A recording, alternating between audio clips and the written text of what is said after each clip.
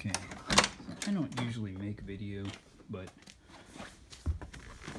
I wanted to post something just in case it will help somebody else with their Corvette. This is my 1982 Corvette, and I have glass T-tops. So I got these. These are just static cling solar shade that just stick to the inside of the glass, just to cool it off, and so you get a little less sun in here. And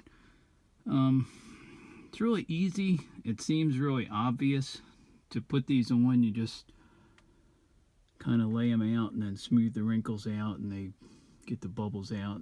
But one thing that wasn't obvious, at least to somebody with my intellect, is that it comes with a backing, plastic backing on it. And at first I didn't realize that, and I tried to apply them with the backing on, which was really dumb and frustrating and didn't work.